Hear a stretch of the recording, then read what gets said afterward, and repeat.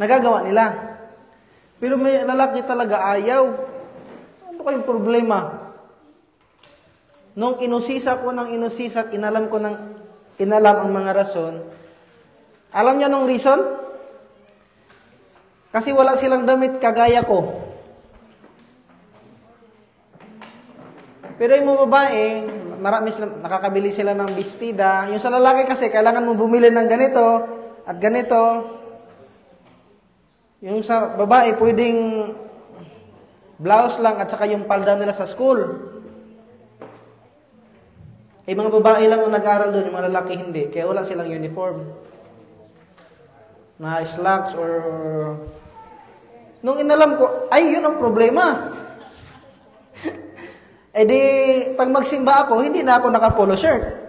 Kasi yung modest sa kanila, yung modest sa akin, ganito, modest na ito, konti. Medyo formal na, konti. Pero sa kanila, super formal na kahit anong gawin nila, wala silang maisip para pantayan ito. Okay? Yung semi-formal, modest na ito, yung parang... Pero pag mag-t-shirt na ako, pag papasok sa church, ba't nakapambahay ka? Pero sa kanila, kahit t-shirt, basta maayos lang at maayos yung short, modest na sa kanila yun kasi sinusuot lang nila yun pag may mga occasion.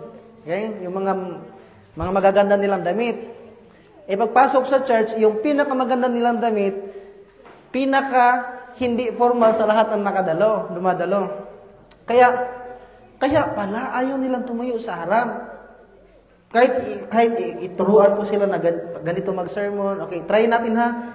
Bigyan ko kayo ng outline, tapos next time, you will make your own. Pero ayaw pa rin talaga. Ang rason lang pala, sa damit. Kasi wala silang damit, kagaya ng suot ko. Okay? So, pag magsimba ako, hindi na nakasapatos. Nakatsinilas. Nakatsinilas din sila eh. Okay? So, may mga bagay na akala natin modest sa atin, or kaya natin pambabain sa ganong level, pero sa ating mga pinaglilingkuran, napakataas pa nun at hindi nila maabot. Okay? Meron pa isang story. Sino nakabasa dito ng book ni Bruczko? Ayan. Sa PFM, hindi ka pwedeng maging missionary ng PFM na hindi mo nabasa ang book ni Bruczko. Okay? Bruce Olson. Yan. Okay, Bruce Olson ang pangalan niya, pero ang palayaw sa kanya ng mga native, Bruczko. Okay? 18 years old yata siya, di ba sir? 18 years old. 19? Okay, 19 years old siya nag-start. Ngayon, merong isang church doon na medyo tumanda na siya sa baryo na yon, hindi siya nakapag-asawa kasi namatay sa disgrasya yung kanyang sweetheart na doktor na gusto din mag-missionary. Hanggang sa may point sa ministry niya na ayaw ng mga katutubo magsimba. Nung nalaman niya ang rason, alam niyo bakit? Kasi doon sa church na yon, church ng mga katutubo, pinapractice ng mga missionary doon na ang mga katutubo English speaking. Meron pa, yung suot nila, nakasuit. Okay? Lahat ng pumapasok doon, nakasuit. Okay? Yung mga lalaki. Kaya yung mga katutubo na walang damit, na ganon, yun lang ang rason nila, kaya hindi sila pumupunta sa church. Okay? So, possible or baka isipin nyo, try nyo isipin, baka may nagagawa kaming ganun sa field. Nakala namin napakasimple para sa kanila, kasi simple sa paningin natin. But lo and behold, napakahirap pala sa kanila. Okay? Wala dun sa level na kaya nilang sundin iyan. Lalong-lalo na kung babaguhin natin yung ating damit na ipapantay natin sa kung anong kaya nila, hindi naman tayo magkakasala sa Panginoon o hindi natin malalabag ang araw ng Sabat, bakit hindi natin gawin? Okay? Kung magdamit ako ng pambahay, pananaw ko pambahay, pero sa kanila maganda na yun, hindi tayo magkakasala sa Panginoon. Right?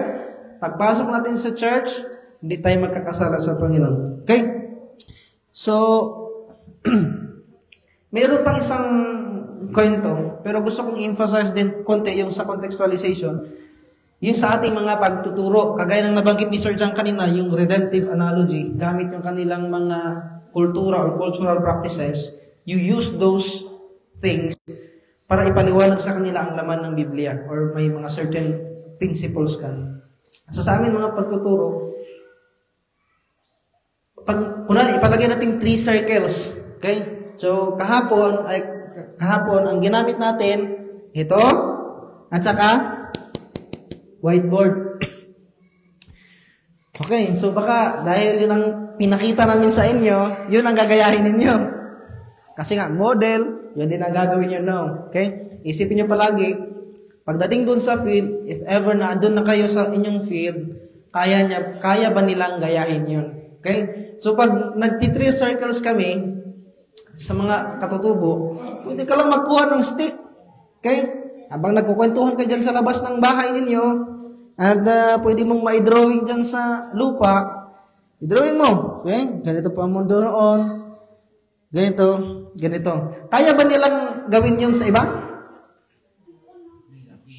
Kaya nilang gawin. Okay? Kaya nilang gayahin. Okay? Hindi na nila mangangailangan ng ganito. They will need no more sa mga ganitong bagay, mga chalk, blackboard, para to present the message na gusto nating iparating sa kanila. Okay? Another creation.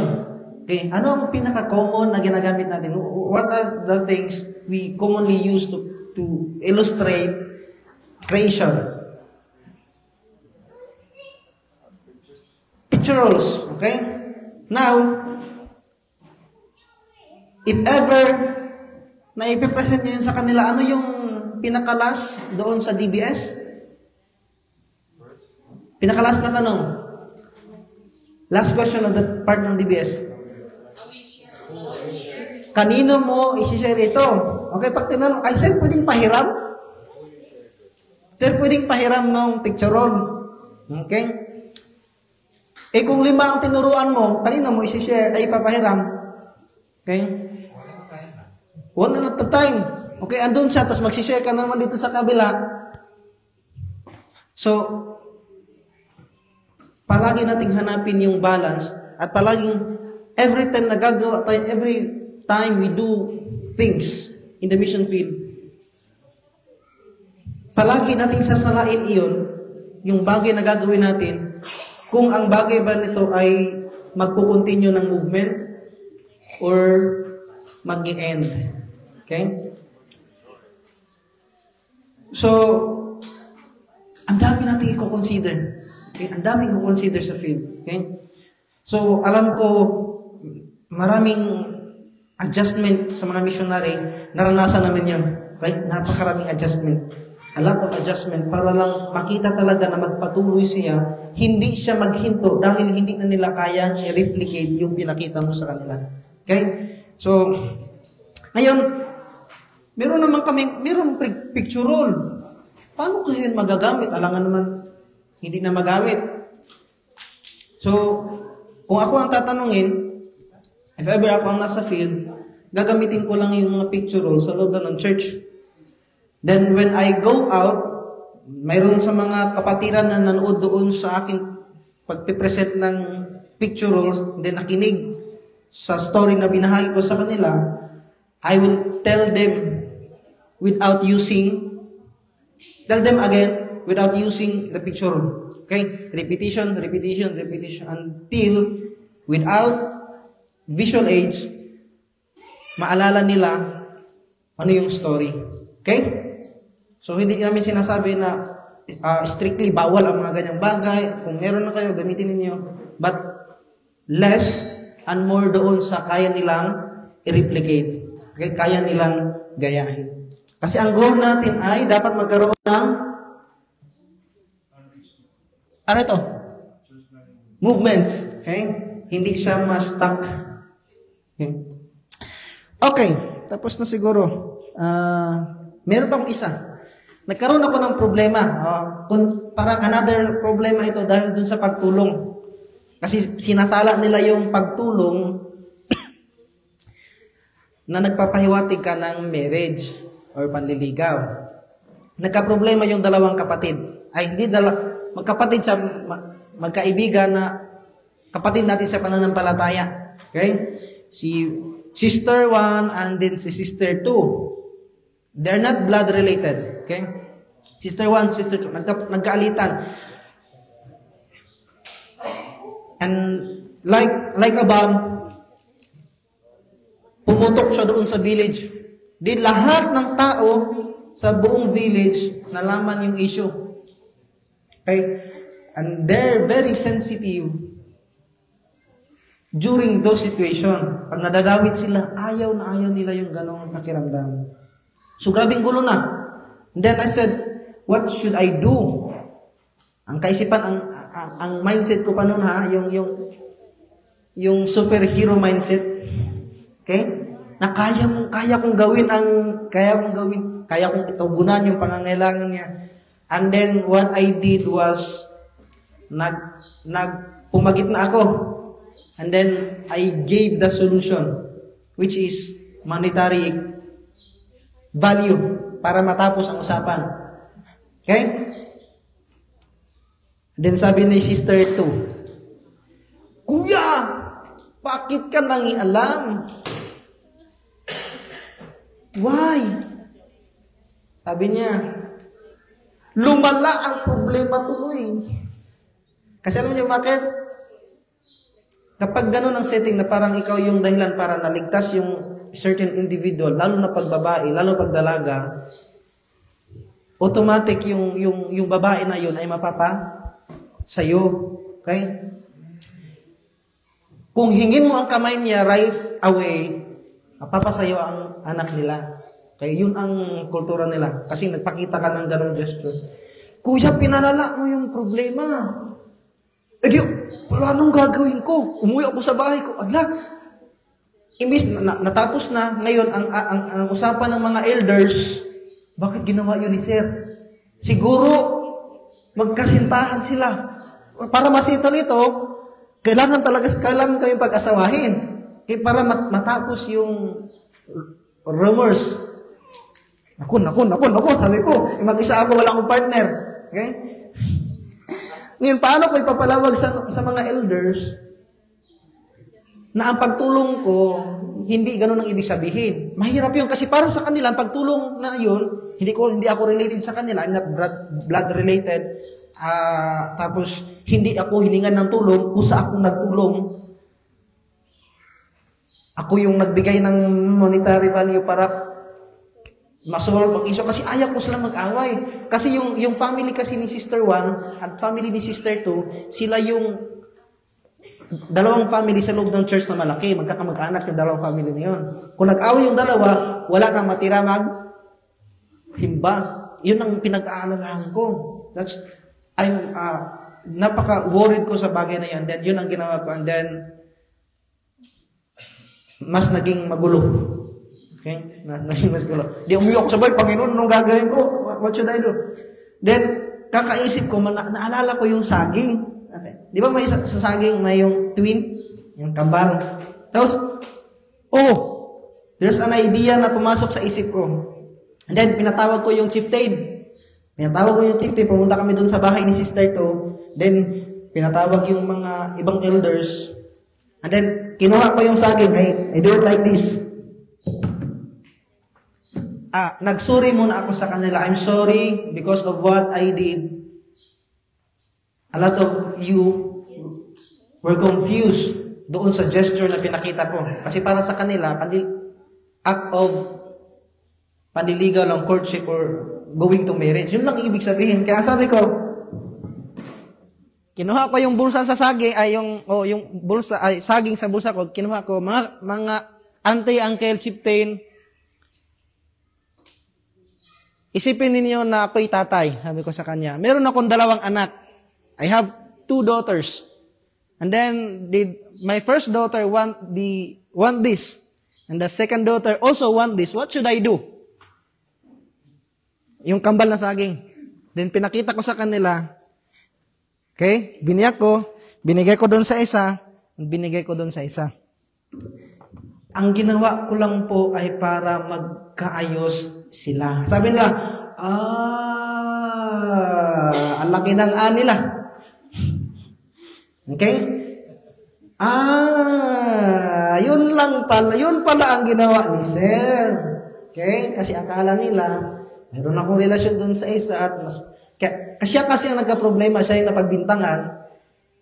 Ang nagbintang, si Sister Juan, pero may accomplice na nagsabi. Sinabi kay Sister Juan, siya ang nagsabi. Yung teacher na tabian. Na may kaso din doon sa ibang barangay, kaya napunta doon sa pinakadulo sa aming baryo. The same din ang ginawa niya.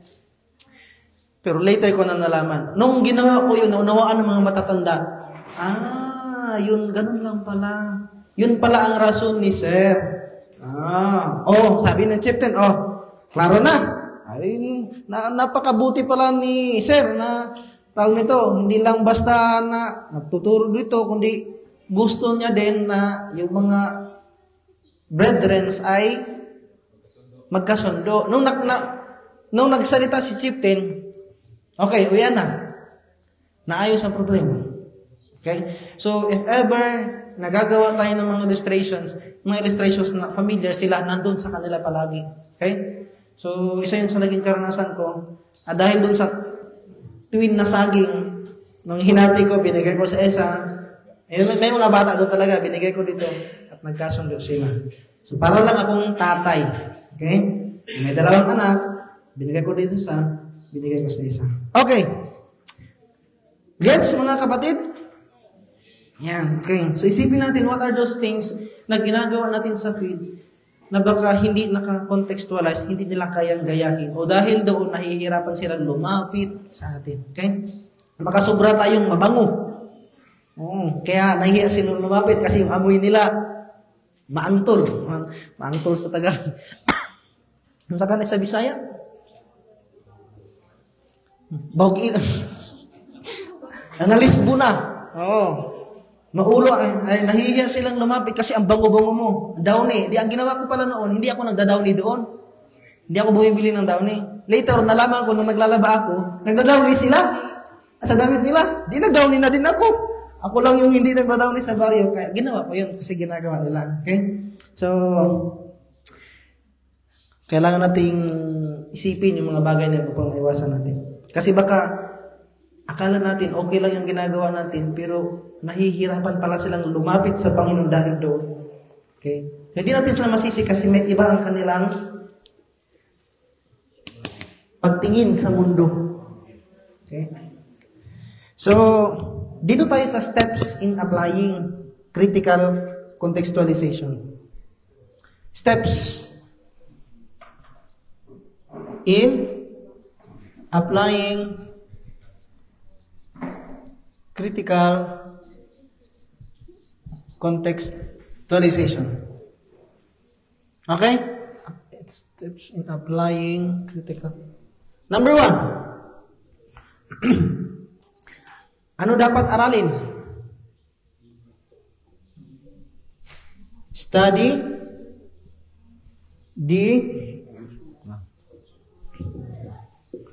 the culture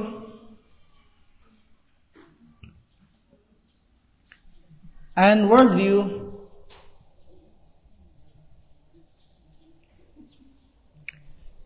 related to the issue. Okay. Study the culture and worldview related to the issue. Very tricky ito na part kasi palaging nasa isip natin yung mga bagay na tama or mali, pero yung mali sa atin tama sa kanila. Okay? At yung tama sa atin mali sa kanila. Yung expectation natin na okay lang ito, hindi okay sa kanila. Kaya dapat aralin natin ang kanilang kultura at worldview. So may ibang mga kultura, lalo na sa missionary, pag lalaki ka, dapat palagi ka nasa garden or nasa kaingin. Kasi pag Pag wala kang tinatrabaho na mabibigat or related sa bundok, tamad ka. Kung missionary ka, ang ginagawa lang Bible study, malaking part yun ng kanilang kultura, ang pagiging masipag. Tapos ang nakikita sa missionary, walang ginagawa, nagdadalaw lang. Para sa kanila, nagdadalaw lang, namamasyal lang. Okay? So, kailangan nating alamin yun. Kasi baka maging reason siya para ayaw nilang makipag-associate sa'yo. Ayaw nilang makipaglapit sa'yo kasi baka maging tamad din sila. Okay? Study the culture and worldview related to the issue. So, ito yung hindi ko nagawa. May issue, ginawan ko ng solusyon, naging malala patuloy ang nangyari. Okay, pag nakita mo na, naunawaan mo na bakit ganun sila mag-isip, ano yung reason behind, aralin mo ang study the Bible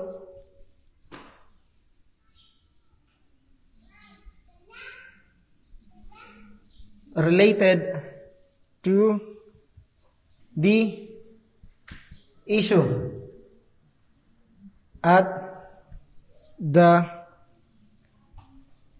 level principle. Okay? Sir John? Okay. So, actually, meron pa tayong topic dyan sa principle and applications. So, magpapalawanag yan ni Sir John. Bukas ba? Okay. So, kung may problema, may issue, Biblia talaga ang dapat nating aralin. Okay? Ano yung palagay natin, conflict resolution. Okay? Conflict resolution. Nagkaroon ng problema sa community. So, may iba na ang solusyon ay putulan ang daliri. Okay? O di kaya magbayad siya ng kalabaw, di kaya umalis siya. Okay? Sa community yon. Pagdating sa church, nag-away ang mga magkakapatid, ano ang pinakamalapit na dapat nating gayahin? Yung Matthew 18. Okay? Matthew 18, nakakausapin sila, si Sister 1, pupunta kay Sister 2. Ang problema sa kultura nila, hindi pwedeng ganon. Okay? Dapat merong si Sister 1, kagaya sa amin, nung nasa ako sa Sambales, hindi pwedeng diretsahan sabihin ko sa'yo, sister, ano yung pakiramdam ko. Okay? Kasi ang ibig sabihin lang yun ay naghahanap ako ng gulo. Okay? Nakikipag-away ako. Okay? Kaya kailangan merong isa nakakausapin na elder or trusted man na papagitna at siya ang magsasabi doon sa tao na yon at mag-uusap kayo. Okay? Kung susundin natin yung kultura na yon at i-apply natin sa loob ng church, nagkasala ba tayo sa Panginoon? Okay? So, ang prinsipyo doon sa Matthew 18 ay reconciliation. Okay? Kung meron silang pamamaraan ng reconciliation doon na hindi labag sa tinuturo ng Biblia, application iyon ng reconciliation na prinsipyo na sinunod natin sa Biblia. Okay? The principle is reconciliation. Pero yung pamamaraan, hindi natin kayang gawin kasi sa kultura nila, hindi ganon. Mali yun. Okay? Kung yun ang application na gagamitin natin para makuha natin yung prinsipyo, it's alright. Hindi tayo nagkasala sa Panginoon. Okay? So, and then yung pangatlo,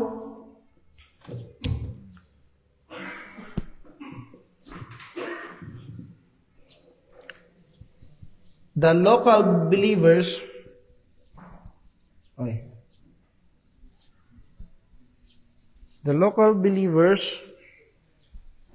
may choose these three critical response.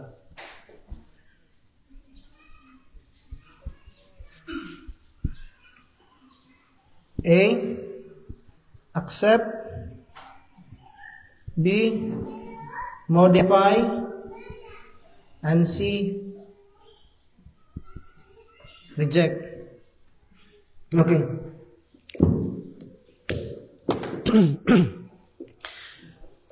Okay mga kapatid, gusto kong dagdagan pa. Pagdating natin sa field, lalo na pagbago tayo yung gagawa ng contextualization. Paano makitungo sa kanila, paano tayo magturo sa kanila, tayo gagawa nun. Okay? Kung na-establish na sila at nandyan na yung mga grupo na around 5 to 10 na mga kapatid na nagsisimba, hindi na tayo ang gagawa ng contextualization. Sila na ang mag-iisip para sa kanilang sarili base sa turo ng Biblia kung ano ang kanilang tatanggapin, ano ang kanilang babaguhin, ano ang kanilang tatalikuran. Okay? Yung sa accept, okay, ng example ko kanina, pwede na lang tanggapin, hindi ka magkakasala sa Biblia. Okay? Dito naman, pwedeng baguhin. Okay, yung pagnganganga. Isa sa mga isa sa mga ay palagay nating sige, pagnganganga na lang. Ano ang pwedeng ipalit sa betel nut? Luya. Okay? Ano pa? Bawang. Ayoko lang, hindi ko kaya yung bawang. Ano pa? Yung luyang dilaw. Ano pa? Ang pwede ding ipalit. Okay, dito yan sa modify. Naggaganon ka pa rin. Kaya hindi. Kung meron ka kaso, hindi na lang maibigay yun. Okay? Modify yun. Okay? Hindi natin totally winala yung kanilang paggaganon. Binigyan lang natin sila ng option. Okay? Example lang yun ha. Baka pagdating nyo sa field, may mga makita pa kayong iba, sila ang magdi-decide dito. Okay? Sila ang magdi-decide. Pero paano ka gumawa doon sa field, every time na you're working and deciding on things related sa gawain, palaging inaral mo ang kultura, you study the culture and worldview, and search the Bible of related na mga stories at hanapin mo yung mga prinsipyo na kapaloob doon. Okay? And then last, ito na yung mga practices na cannot be redeemed. Hindi mo na talaga, kahit baguhin siya, hindi talaga. Okay? So, practices ito na kahit anong pagsisikap mo, sa side talaga siya ng kaaway. So, kailangan i-reject. Kaya, isa sa mga bagay na dapat nating unahin sa field is we must find those bridges sa kanilang kultura. Okay? Para ma-establish natin ang Biblia gamit ang kanilang kultura. Okay? So remember, pagdating natin sa field, kung saan man kayo na-assign, ang pinakamataas na basihan nila ng tama't mali ang kanilang kultura, hindi Biblia. Kahit sabihin mo may mga story ka dyan na ganito. Ang pinakamataas pa rin na pamantayan nila ng tama't mali ang kanilang kultura. So, kung magagawa nating ma-establish ang Biblia, ang authority ng Biblia, gamit ang kanilang kultura, yung mga bridges, unti-unti, makita nila ang Biblia na mas maganda ang turo ng Biblia kumpara sa ating sinusunod. Okay? Makikita nila, dami palang binago ni Satanas at ito na yung ating kultura ngayon, hindi pala ito yung una. Okay? So, pag nag-una tayo sa mga ganung bagay, makikita natin talaga pa unti-unti ano yung mga bagay na dapat talikuran. Pero, sila ang mag-decide. Hindi tayo. It's not us. Okay? Not us. Sila ang mag-decide. Wala na siguro.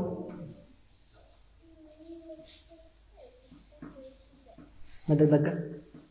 Wala na. Okay, I'm done. May tanong kayo? I'm Michael pala. I'm not done. Okay. Ano lang sir, yung reject pa. Reject. Marilate ko lang ng something. When we try to give them a picture of an angel, and these are very strong spiritualism na mga katutubo. But when you try to tell them angel stories and give them a picture of angel, it really can shift. You are introducing faith to angels, and try to hold on those Bible promises. By God's help, we will have faith in the angels. Okay. Akala ko tanong yun, ay yun pala ay, okay. Na-relate ko lang po. Okay. Salamat. Kung walang tanong, ay sis, tumas ka na kumain. Hindi. Okay. So, bigay ko kay Sir John. Para magtuloy tayo sa ating pag-usap.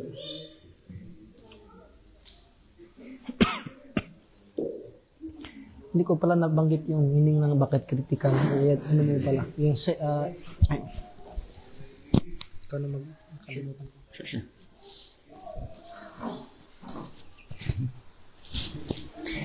All right. Thanks, Michael. So just a little bit more about this. Like Michael said, he forgot to mention this. Why is it critical? Because it's Important? you're trying to introduce a change to their worldview. Okay. So remember Michael started by talking about over-contextualization and under-contextualization. Where contextualization got a bad name in the Adventist church, for better or for worse, this is just amongst us here, is with Muslim evangelism. There was a certain person, a leader in Muslim evangelism, who ang plano niya talagang mag-start, actually ang ginawa niya, nag-start siya ng another sect of Islam. Siguro alam na din ninyo kasi malapit naman kayo sa mga Muslim, hindi lang Muslim, hindi lang rin Sunni and Shia. May iba't ibang sekta rin sila, marami, parang denomination kung sa atin. Ang Adventist missionary na ito, gumawa siya ng isang bagong sektang Islam. Hindi ko sabihin ang pangalan kasi medyo delikado yan sa mga taong part ng movement na yon. Ang tawag doon ay insider movement. Ang plano niya, he would start within Islam as an insider, as an Islam, as a Muslim. And then over time, slowly, they would move more and more towards becoming full-on Adventists. Okay? It became a really hot topic kasi yung Adventist na Muslim group na yon, patuloy pa rin, sinasabi nila yung, I forget the name, Shahada ba yun? Yung Declaration of Faith. Yeah, ginagawa, basta yung lahat ng mga practices ng Muslim, ginagawa pa rin nila. And then, sabi nila, eventually we'll get there. But the church said, we've been waiting and waiting and waiting, we haven't seen it yet. So eventually ang nangyari, anyway, many years later, yun ang dahilan kaya naging magulo, ang over-contextualization.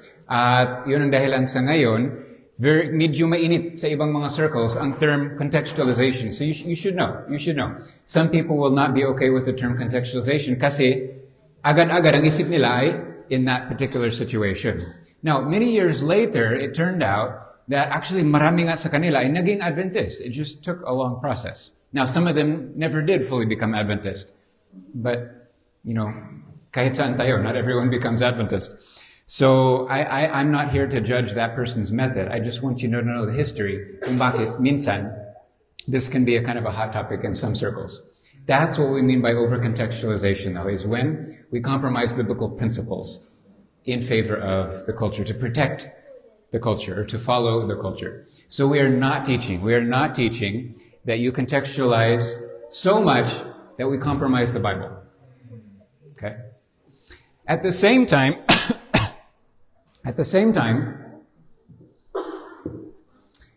please tell me the verse in the Bible.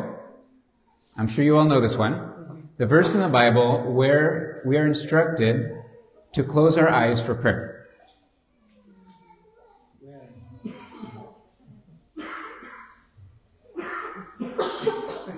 Why? Surely you learned this one in Sabbath school. No, of course you didn't learn it in Sabbath school because there is no such verse. Okay, there's nowhere in the Bible where we're supposed to close our eyes. How do we see people praying in the Bible? Paano sila nanalangin? Yeah. Tumingala, tama ba? Tumingala sila, pinataas nila ang kanilang kamay, merong nakaluhod, merong nakadapa, like spread eagle. I don't know if it was spread eagle or hands up. But anyway, talagang yung face nila ay sa sahig talaga, sa harapan ng Panginoon. Meron ding not sleeping, but laying on their bed. David often talked about meditating on his bed. Where do we see people closing their eyes? Wala. Now, is it wrong to close your eyes while you pray? No, there's nothing wrong with closing your eyes. Why did someone in our past, somewhere in Christian past, decide na dapat magpikit? Avoiding distractions, maybe respect, mga ganitong mga bagay. So, mabuti naman ang pumikit. But I actually worked with a group of people, a certain village of Mangyan. They had their own strange beliefs. And they were really disturbed by closing your eyes while you pray. Like that was the barrier for them to become Christians. Okay, then keep your eyes open. Wala namang problema. Okay? We shouldn't under-contextualize either. Another example, I really have a lot of respect for G.T. Ng. So this is another one from G.T. Ng. He published a paper where he said, I'm really, really disturbed because kahit saan ako pupunta sa mundo, anywhere in the world, I can walk into an Adventist church and I can feel comfortable.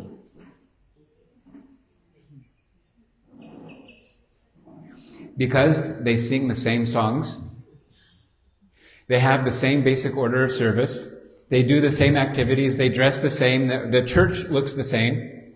Everywhere I go, it's the same. And where did that style of church come from? From the West. It actually, I might get myself in trouble here, but a lot of the elements actually came from Catholicism, which doesn't mean it's wrong. Okay, just because Catholics did it doesn't mean it's wrong. Okay?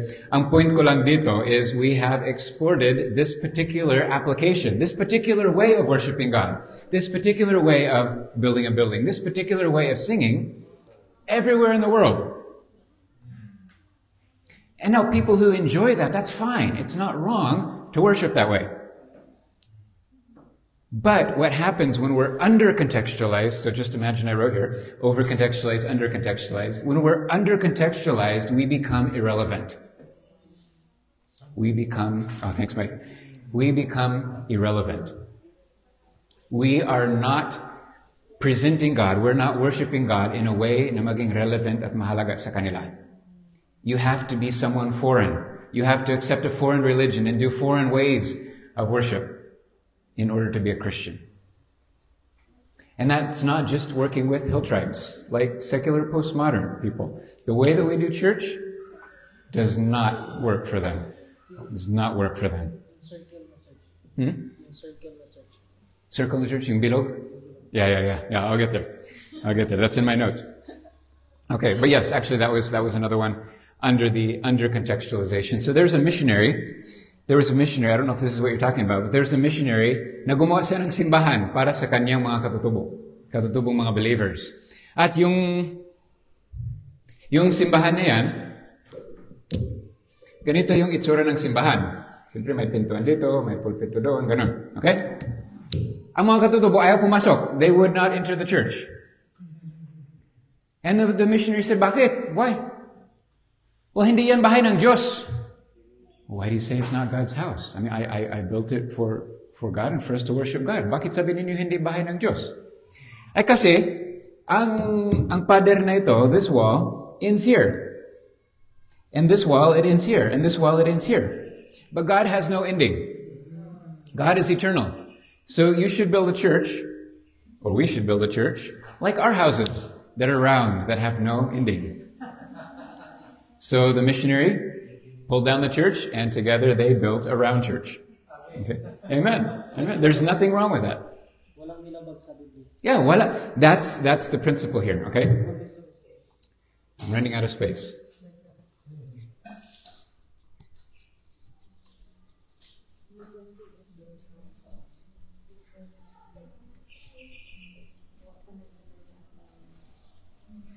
Or don't ask to change anything in their culture.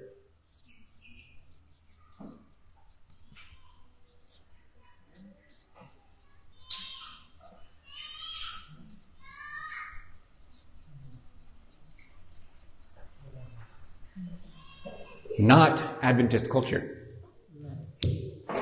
Don't ask them to change anything sa kanilang kultura. Anything sa kanilang kultura. Maliban yun ay labag sa biblical principles. Kahit labag yun sa aking culture. Kahit labag na labag yun sa Adventist culture. Alam niyo ba? Alam niyo ba na ang Adventist ay may culture? Yes. Meron. It's a very strong culture. Very strong culture. But that's what Jesus called a tradition. And he said, you're breaking God's law in order to protect tradition. Okay. Traditions are good when they work. When they don't work, tradition should be changed. Yeah. We'll get to that again when we're talking about principles. Okay. So, why, back to the question here, why critical? Critical, hindi ibig sabihin ng critical na parang pagpupuna. Tama ba? Pagpupuna. Yeah, it's not like saying you're bad. It's not telling, It's also not necessarily meaning that it's really, really crucial. This is an academic term that means careful. Careful contextualization. So this is a process that tries to help you avoid over-contextualization or under-contextualization. It's careful contextualization. So, study the culture and the worldview first. Now, sino ang expert sa kanilang culture and worldview? Yung mga tao mismo. Absolutely. Yung elders, yung mga tao mismo doon sa kanila. So, this is something that you need, really. It's not something that parang gina-download mo sa kanila. Okay? And then, studying the Bible related to the issue related. Study the Bible related to the issue at the level of principles. Now, who is going to be doing this? I need to do this, yes, but my ultimate goal is to teach them to do this. That's why we do DBS. Okay? So again, this is not something that I'm supposed to be doing in my house and deciding this is the way, ganito tayo mag-contextualize. Hindi. Okay? I should be doing this with them. They're teaching me. I should be doing this with them. And then they themselves ang mag-decide, do I accept this? Do I accept this? Now, let me ask you, sa tatlong options, which is the most prevalent? Are most things accepted, most things modified, or most things rejected? Actually, the most things are accepted. Most things in their culture really isn't against. At least I have not yet found a culture where most things are contrary to the Bible in any way. So most things ay tinatanggap lang.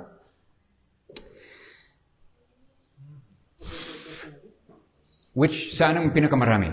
Pinakamaraming issues, pinakamaraming cultural practices, accepted or modified or rejected? Most actually are accepted. So, what are some examples of cultural practices na accept natin? So in that case, yung doon isang sityo na yan, accepted yung open eyes during prayer. Wala namang problema doon. Okay? What are some others? Not necessary to kneel down. Not necessary to kneel down. Okay? If that's an issue. Okay. How about kung nasa Pilipinas tayo, suot ng barong? Ang Pilipino nagsusuot ng barong. Kapag formal occasions, pwede bang magsuot tayo ng barong as Christians? Pwede. There's nothing wrong with that. With that cultural practice. How about sa mga mangyan, ang kanta nila ay Si Pari Aliliaw. Is that wrong or is that okay? It's okay. There's nothing wrong with that. But we ended up actually moving it. The mangyan ended up moving it down here. So what happened is, kagaya ng binanggit ko sa church yesterday, the people, their musical system is based on a 3-note scale. So like in the US, the black community says that we can never really fully learn jazz. Like we can pretend, we can try to become jazz, but if you didn't grow up with jazz, like sabi nila, kung wala sa dugo, if it's not in your blood, then you'll never really fully be able to do jazz. And the other way, it works the other way around. Classically trained musicians never can fully learn jazz. Ganon din yung mga mangyan. Kapag lumaki talaga sa 3-note scale, they can never fully understand how to do an 8-note scale. And the young people now that grew up listening to the radio, na may 8-note scale ng mga music, hindi na nila kayang kumanta ng talagang seryosong kanta nila. They actually have very strict rules and like my in tune, out of tune, my chord progression, mga ganon. Pero using a 3-note scale. So what was my point here? Oh yes, okay. So pagdating ng unang mga missionary before us, hindi naman missionary, yung mga nagtry to lead them into Adventism, they insisted that the people sing hymns. Could the people sing hymns? No, as much as they tried, after 20 years, they still could not sing hymns. So when we came, we had a little bit of study about this sa AFM. Kaya sabi namin, well, there's nothing wrong with that. They're not singing anything bad. It's just a different musical system. Wala namang masama doon. So we said, okay, let us do Mangin style of chanting. Now sa kanila, hindi naman as a group yung chant nila. They'll kind of do duets. So I'll chant and then he'll add to it and then I'll add to it and then he'll add to it and then I'll add to it. Parang ganun yung style nila. So we talked to one of the elders at sabi nila, pakiusap, maghanda ka ng special music. And for several months, every Sabbath, yung elder na yan ay kumanta ng kanta nila, ambulong, tawag nila. Nag-ambulong siya ng papuri sa Panginoon. Praise to God. But after a while, the church leaders themselves, the Mangin themselves, came to us and said, you know, Pastor, we really appreciate what you're doing. It's really good. Like you're the first ever to respect our musical system. But when we sing those kinds of songs in the hammocks to our children, there's nothing at all spiritual about it. But when we sing those in a spiritual context, it's a little bit different, but still, it's a chant. Always para sa pagtawag ng mga espiritu yan, pag-albularyo. So when we are in church, chanting like that, parang it feels weird. It feels weird. It feels like we're maybe calling the demons again. So siguro wag na lang. Wag na lang yon. Pero hindi rin namin kaya yung hymns. We can't do hymns either. So ito na lang. Ang choice namin, kaya namin ng mga Sabbath school songs. So to this day, among the Mangin, they still sing Sabbath school songs for church. Is there anything wrong with Sabbath school songs for church? No, there's nothing wrong with that. Somehow, may mga isip minsan tayo na like choruses and Sabbath school songs are for outside of church. Pag inside of church, kailangan hymns. No, walang ganun sa Biblia. Okay, there's nothing like that in the Bible. So they themselves chose to modify. Okay, what was another example I had here of modifying? Oh. Another one that I like is from China. My professor at IS, Dr. Liang. Dr. Liang, in his place in China, kapag may libing, kapag may patay, they would put the body in a, anong tawag dyan? Casket, thank you. In a casket, and they would put lots of flowers on the casket, and then they would have a big banner over the top na may mga Chinese writing, red Chinese writing, na mga magic words. Pangpalayas ng mga spirits, bad spirits. And then they would have a monk that would walk along with the casket and a big sound system. And the monk would chant mga kanta, again, pangpalayas ng mga bad spirits. And then they would go to the graveyard. So sabi ng mga Chinese Adventists, we can't really fully accept that kasi may mga spiritual implications doon. But it's not all bad. So we will modify it. Ang ginawa nila, patuloy pa rin yung casket. And they also still put flowers on the casket. They also still had a banner over top. And they still wrote in red ink, Chinese writing. Pero ang sulat nila is the gospel. And they still had a sound system. But this time, the pastor would walk along. At habang naglalakad sila, he would preach the gospel and preach the good news about how hindi na kailangan matakot sa mga spirits or sa mga ghosts dahil kay Jesus. Okay, so they chose to modify it. What would be something that you would probably reject? Something that cannot be modified. Cannot be accepted, cannot be modified. Those chants that inviting spirits. Yes, shamanism. Shamanism for sure. There is nothing good in that. There's nothing redeemable in that. It's all about Satan. Yeah. Don't do that. Yeah. Did David move his body? Yeah. Yes, that's the key. That's the key. Yes. Mm-hmm. Yeah, David danced. David danced before the Lord. And we know that it was approved of God because when Michael... Say again? When Michael tried to stop him, kind of disrespected him over it, she became barren. She was barren for the rest of her life. Okay, so God indicated that he was happy with David's dancing before the Lord. So yes, we need to go a little bit deeper than practice there. That's what we'll be looking at on Monday or Tuesday, is what is the principle? Why did some of our ancestors in the faith say no dancing? There were specific reasons. And are those reasons applicable in different places? So yes, so I would not say that moving in church is automatically wrong. Just to give you an example, and you can disagree with me, it's okay, walang problema. Pero there's a place, I don't know if you're going to get this on the camera, but there's a place in Africa when they have a graduation.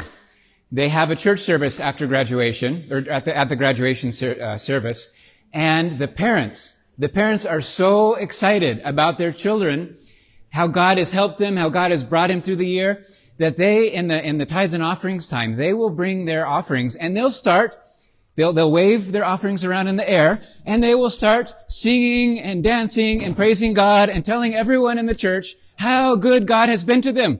All these years as they've been studying and as their children has been studying, how God has provided. And now they want to give back to the Lord as a thanksgiving to what he did for them, and they put their offering in the cajon there at the front of the church. Amen. Now, is there anything sexual about that? No? Okay. So are they, paano sa English? Pakitang tao. Parang, yeah, like showing off, like that. Were they trying to show off their body or show off their skill or yeah, pasikat? No. Maybe, I don't know.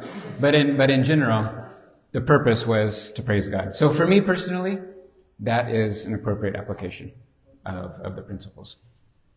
Okay. All right. So critical contextualization. I think we're pretty good on that one.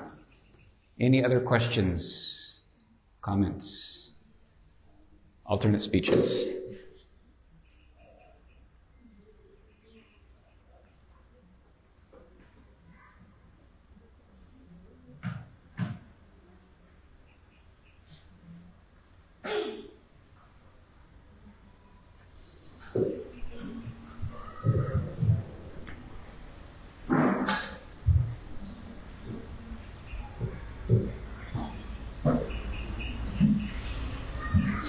This topic really has a lot na connected dun sa principles. So some of my examples, I will wait till the next day to talk about, like singing. And I was going to wait for dancing, but we got into that a little bit there. Okay, I'm going to talk about one more example of contextualization, and then we'll move on to a different aspect. Sa Papua New Guinea. This is another story from Dale. Dale has so many good stories. If you can invite him sometime to come and to speak to you, he has just incredible stories. So, may time dun sa Papua New Guinea, kasi this is really, really equatorial, like even more than the Philippines, right? So every single day it rains in PNG. Like, rainy season is when it rains a lot, and dry season is when it rains some. But it's always raining. And so they had a time na mayroon silang drought. And for 6 months, no rain. Wala talagang ulan. And their economy, their agricultural system, hindi talaga ready. They weren't ready for that. And so, matindi yung taggutom, yung famine na nangyari. So the government stepped in and they started helping, especially yung mga rural communities na really dependent on agriculture, subsistence agriculture. At si Dale, yung missionary doon, was trusted by the government as someone who helps the natives. And so they chose Dale to be a distribution center sa mga tulong nila sa mga katutubo. So they would bring loads of food to Dale, and then the katutubo would come down from the mountains, and then he would distribute it to them fairly and evenly. Well, one time, pagdating ng shipment ng pagkain, napansin ni Dale na walang harina at walang mantika. Now there's a lot of corruption there, maybe even more than here, I don't know. And Dale said, somebody probably took the flour and the oil. And so, but he wanted to like fix the problem, but he wanted to be careful and polite. So next time na dumaan siya sa government station, sabi niya, I think maybe there was a clerical mistake. Maybe somebody forgot. Somebody messed up and forgot to put our shipment of flour and oil. And they said, no, that wasn't a mistake. That was on purpose. Sadya yun. And they'll say, why? What happened? And they said, you haven't heard the news? You didn't hear what happened? No, I didn't hear what happened. Well, in this other tribe nearby, the natives came down from the mountains, and all they had that time, yung shipment lang na meron sa panahon na yun, ay flour and oil.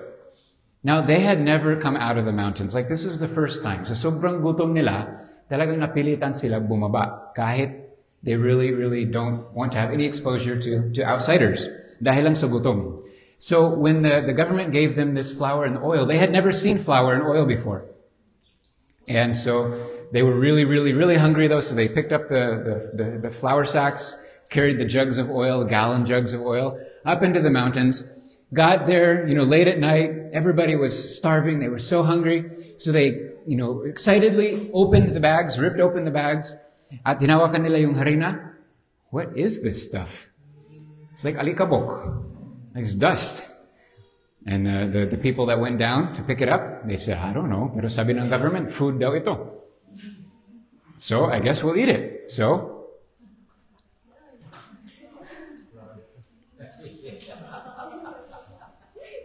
nguya. Eventually, they somehow managed to force some of it down their throat. They ate as much as they could, pero hindi nagtagal, talagang sawa na. Kahit hindi pa busog, like they weren't full yet, but hindi na makakain pa. So then they saw the jugs of oil.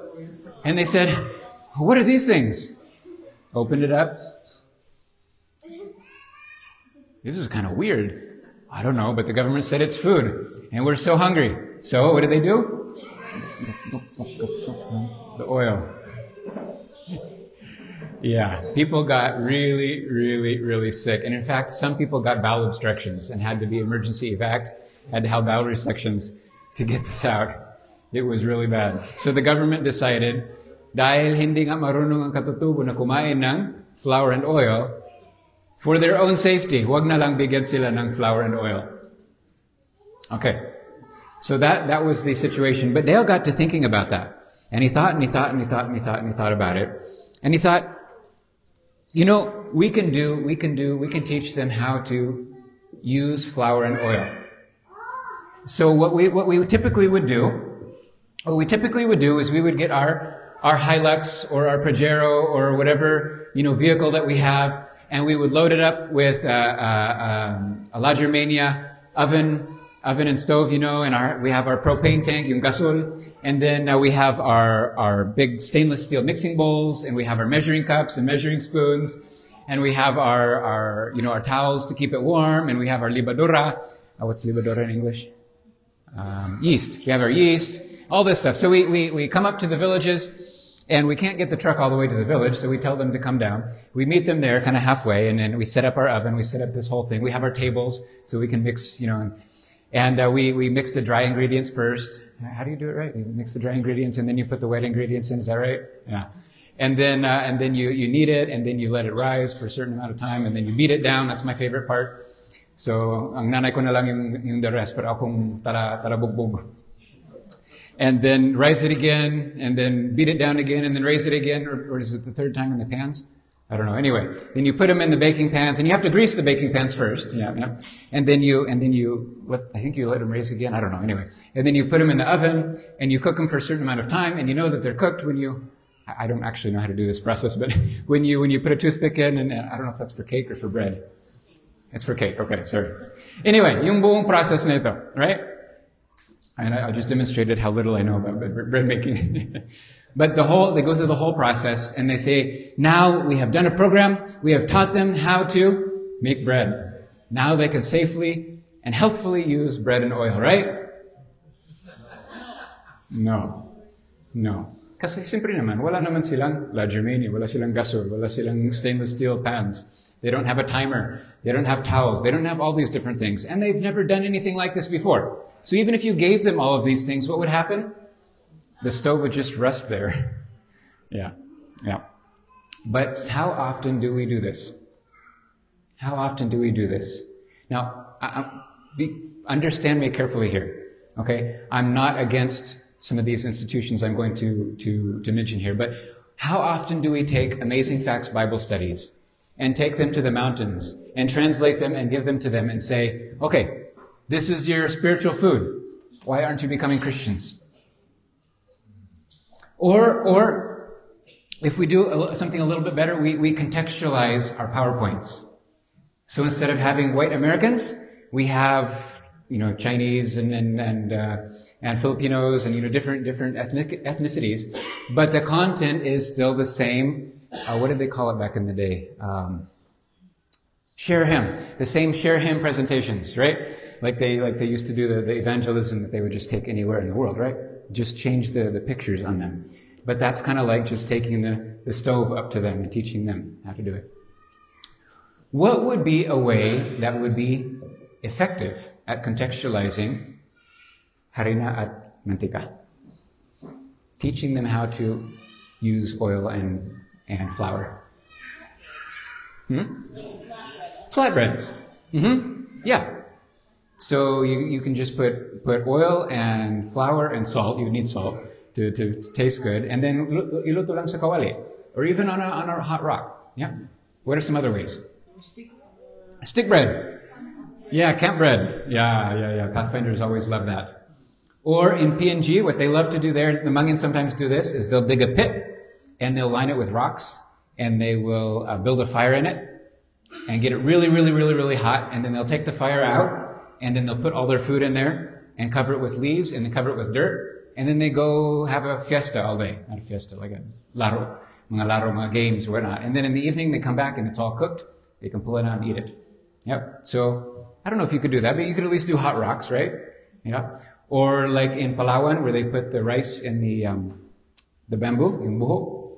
You could do that too. All right. Is there masama ba ang harina? Is there anything bad about, is flour itself bad? No. Is oil itself bad? No. But when we don't contextualize it, then it can actually cause harm. The Bible lessons that we're trying to teach people, they're not wrong, and they're not bad. But if they are designed for a demographic that is completely different culturally from these, unfortunately, the sad truth is they can actually cause harm, not just be irrelevant. Sometimes they can actually turn people away from the gospel. Then I can actually make people say, I don't want that. That's not something better. If that's what Christianity is, it's not better than what we have. Ganun ang feeling nila minsan. So I would just encourage you to carefully contextualize in the places you go. And be very careful to take Bible principles to them. Not necessarily my Adventist culture. Okay? We'll talk more about what is Adventist culture, what is applications versus what is the actual Bible principles later. Okay, it's time for a break. Thank you very much for the time check. See you all in about 10 minutes.